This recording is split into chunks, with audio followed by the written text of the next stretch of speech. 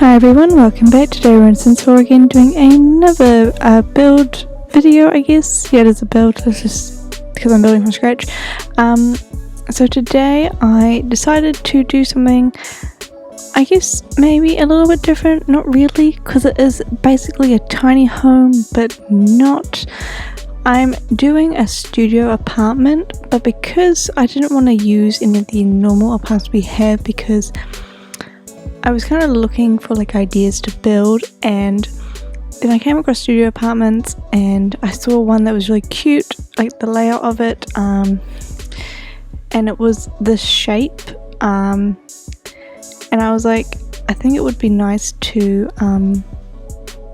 I guess create it in The Sims and go from there. So it is a tiny home, but it's meant to be a studio apartment. It's just not in an apartment building, so I'm calling it a studio apartment.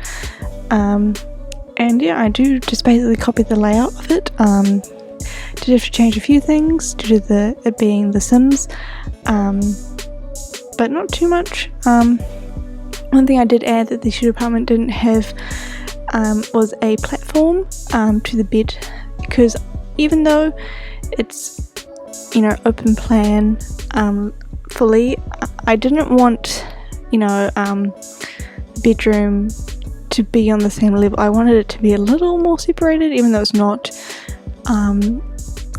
And yeah, it is just a very small tiny home that's open plan basically, and I don't normally use platforms either, so it was fun to do that for once. And I never do fully open plan. I did one recently. I did an apartment that was fully open plan. I did a renovation of one of my old builds, I guess, or I did like a Valentine's Day apartment and then renovated it to become normal, and that ended up being a studio apartment, even though I didn't plan it to be. And it wasn't actually, it was small, but yeah, basically I just saw this layout and I wanted to do it, and I decided to build it from scratch. So the outside, I only really did the outside of the building. I didn't do any stuff for the landscaping. I didn't really see the point, as it was meant to be a studio apartment. Why would I do the grass stuff? Because in the apartments in The Sims you can't do the outdoor stuff with it, can you? So I don't know at this point, maybe in the future. But yeah, basically it's actually a pretty decent sized studio apartment. I was only able to fit one couch in instead of having a couch and a seater, but I ended up because I made it a little bit wider than I originally thought I would. I was able to fit a 3-seat when I thought I could only fit a 2, but I wanted to fit a 3-seat because the apartment that I was basing it off of had a 3-seater, and so I went with that. Just went for a 3-seater and just made it slightly bigger. And the decoration copied it as well. I wish I could show you, but I don't want to get copyrighted or something for showing it in this video. Probably won't happen, but still don't want to risk it. And just adding some windows and stuff to make it a bit more aired out, maybe, I guess. And I just added some stairs so it is playable, you know. I didn't want it to be, you know, you can't function in it. And I just kind of went for a brick kind of style for the outside, but went for colourful because I had gone for very colourful on the inside, so I thought let's just bring it on into the outside, I guess. So I went for this high school pack brick, but it was a nice colour blue. Wouldn't normally something I wouldn't go for. So but the inside was very colourful. I wanted to go for retro, modern, I guess, and so I was thinking primarily just doing a teal mint kind of colour scheme, but I wanted to add some more colours in there, and so I ended up picking pink as that secondary colour. Once I found the rug for the living room, I thought, you know what, let's go for this, and then use kind of greys and whites as the other kind of colours, because the kitchen, I wish that kitchen had a white countertop. I hate that it's grey. I would use that mint colour so much more if they had white countertops, but I was like, you know what, today we're going to do it.